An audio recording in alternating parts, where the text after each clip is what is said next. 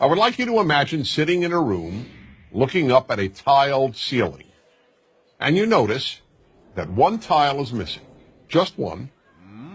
What would you concentrate your vision on? What would you look at the most?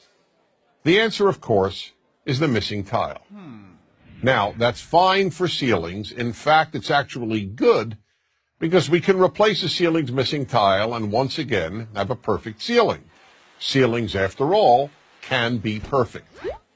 But this doesn't apply to life. Most of what is missing in our lives, or what we think is missing, cannot be replaced. Unlike a ceiling, life can never be made perfect.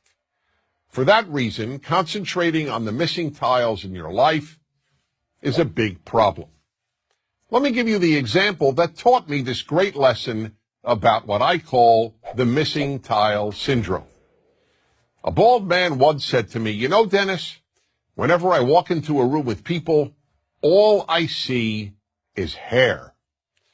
When I heard this, I immediately realized that in this regard, this man sees the world completely differently from how I do. Because I have all my hair. When I walk into a room, I don't even notice hair. It's not a missing tile for me. But for this person, hair is what he sees. This applies in some way to everyone. When a woman who thinks she has imperfect legs walks into a room, all she sees are perfect legs.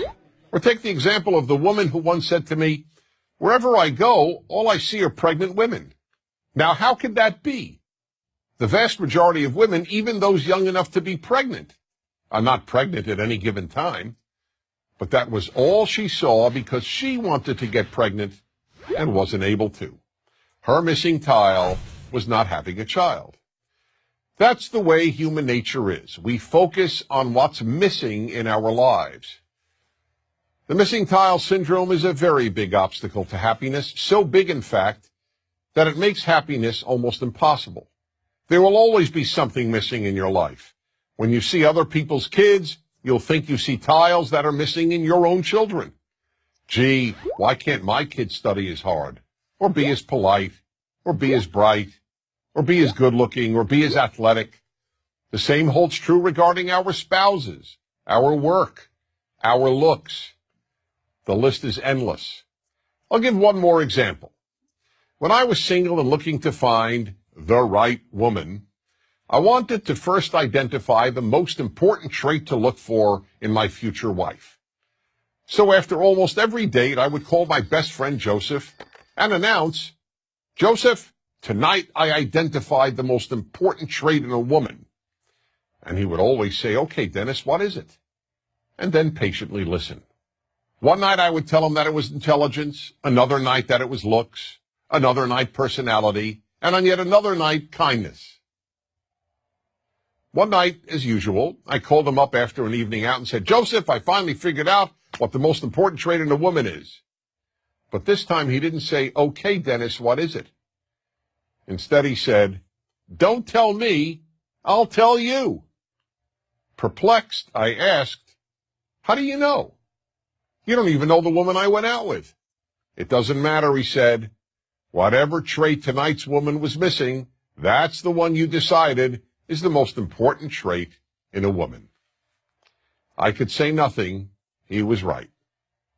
Whatever that night's date was missing is what I would declare the most important trait in a woman. I hadn't yet come up with the term missing tile syndrome, but that is exactly what I was suffering from. That's the way we play tricks on ourselves and undermine our happiness, by concentrating on the missing tiles every one of us has. So we really have a simple choice. Do we focus on the rest of the ceiling, on all the tiles we do have, or do we focus on the ones we're missing? To a large extent, the answer to that question will determine how happy you will be. I'm Dennis Prager.